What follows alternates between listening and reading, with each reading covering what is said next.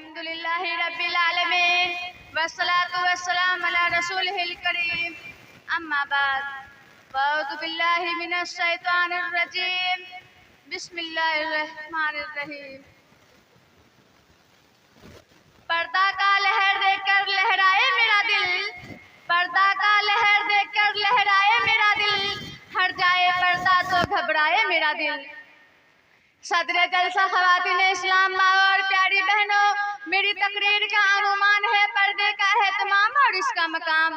ख़वातीन के लिए शरीयत ने पर्दे को लाजिम और इकरार किया है। जब लड़की जवानी की दहलीज पर कदम रखे तो इसके लिए गैर महरम रिश्तेदार से भी पर्दा और हिजाब जरूरी है। अल्लाह तबारक व तआला का बहुत बड़ा एहसान और करम है कि उसने हमें मुसलमान बनाया, फिर मोहम्मद अरबी सल्लल्लाहु अलैहि वसल्लम की उम्मत में पैदा होने का सिर्फ बख्शा। अल्लाह ने हमें मुसलमान बनाकर आप सल्लल्लाहु अलैहि वसल्लम की उम्मत में पैदा किया और हमको इस्लाम के मानने वालों में से बनाया और हमको अच्छे बुरे की तहमीज सिखलाई, हलाल और हराम के दरमियान फर्क बताया, गंदे और अच्छे अमाल से महफूज रखा। ये इसका और हमारा बहुत बड़ा इनाम है। रसूल अकरम सल्लल्लाहु अलैहि वसल्लम ने अपने उम्मत को जहाँ दूसरी बातों की ताकीद दी है, वहीं पर यह भी बताया कि औरत पर्दा में रहा करे।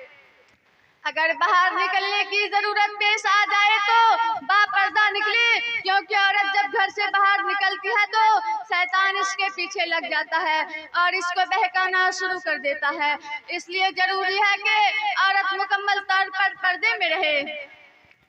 रिवायतों में आता है कि जो औरत बेपर्दा रहती है इसको जन्नत की खुशबू तक नहीं मिलती। मगर आजकल की हमारी माँ बेपर्दा में इतनी आगे बढ़ चुकी है कि कुछ कहा नहीं जा सकता। यही नहीं बल्कि बेपर्दा रहना देहातों में भी और बस्तियों में भी आम हो चुका है। खास तौर पर नई उम्र की लड़कियां ऐसी पोशाक पहनती है जिससे जिस्म की साख और रिज्क का पूरा खुला हुआ उजवा नजर आता है, जिसे देखकर इंसान शैतान को भी सर में आ जाता है। जबकि हमारे नबी करीम सल्लल्लाहु अलैहि वसल्लम ने फरमाया, औरत सतर है। जिस तरह आदमी सतर को छुपाता है उसी तरह अपने आप को भी छुपा कर रखना चाहिए, इस आयत में पर्दे करने की मुकम्मल हिदायत की गई है। इंसानी माशरे में और कॉलेज के लिए जरूरी है कि औरत के अफ़्फ़त व अस्मत का खास ख्याल किया जाए, जिसके लिए पर्दा बेहतरीन नजर है। पर्दे की अहमियत के मुतालिक एक वाक़या बयान करती हूँ। एक मर्तबा हजरत उम्मे सलीमा और हजरत महनुमा रज़ियल्लाहु अन्हु आप सल्लल्लाहु अलैहि वसल्लम के पास बैठी हुई थी। अचानक हजरत अब्दुल्ला बिन मक्तूम, जो एक नाबीना सहाबी है, तशरीफ ले आए। आपने अपने अज़वाज मुतहरात को हुक्म दिया कि पर्दे में हो जाओ, तो आपके अज़वाज मुतहरात ने अर्ज़ किया, अल्लाह के रसूल, ये तो नाबीना है। तो आप सल्लल्लाहु अलैहि वसल्लम ने फरमाया, क्या तुम भी अंधी हो? तुम तो इसको देख सकती हो। इस बात से अंदाजा लगाया जा सकता है कि इस्लाम में पर्दे का मकाम व मर्तबा कितना बड़ा है। अल्लाह ताला हमारे घरों में भी पर्दा करने की तौफीक दे। औरतों की सिफात में सबसे बेहतर सिफात के बारे में एक मर्तबा सहाबिया में बात चल रही थी। कोई कुछ कह रहा था और कोई कुछ कह रहा था।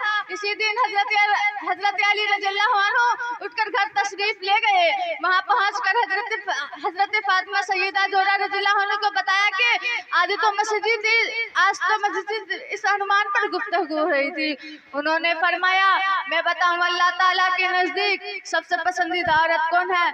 फरमाया, बताओ। उन्होंने फरमाया, अल्लाह ताला के नजदीक सबसे पसंदीदा औरत वो है जो खुद पर्दादार हो और ना कोई गैर महरम को देखने वाली हो। ये औरत अल्लाह रब्बुल इज्जत की पसंदीदा औरत है। तो हजरत अली और अर्ज़ किया, अल्लाह के महबूब, फातिमा ने अल्लाह की पसंदीदा औरत की दो सिफतें बताई हैं। तो जब उन्होंने ये बात बताई तो नबी अलैहिस्सलाम मुस्कुराए और फरमाया, फातिमा मेरे जिगर का टुकड़ा है।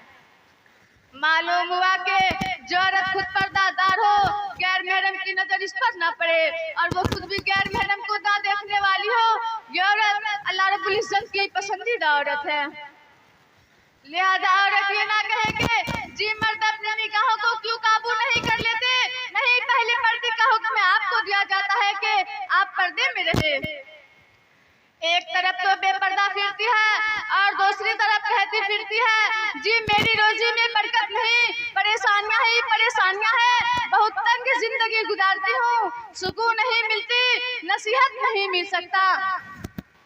जब तेरे और अल्लाह के फरिश्ते ने लानत बरसा दी तो सुकून कहाँ से, नसीहत कहाँ से हो सकता। इसलिए इन बातों का बहुत ज्यादा ख्याल करना चाहिए कि आपने देखा होगा कि अगर छोटे बच्चे को नजर लग जाती है तो वो बीमार हो जाते हैं। इसी तरह जब औरत घर से बेपर्दा निकलती है तो मर्द की होश निगाहें इसके ऊपर पड़ती है, वो रूहानी तौर पर बीमार हो जाती है, इसकी जिंदगी का सुकून लौट जाता है, वो किसी न किसी तरह परेशान हो जाती है, वो किसी न किसी तरह परेशान हो जाती है। इसलिए हमारी माँ बहनों इन सब बातों का बहुत ज्यादा ख्याल करना चाहिए कि जो औरत दुनिया में बेपर्दा फिरती है, कयामत के दिन इसको बेलिबास किया जाएगा।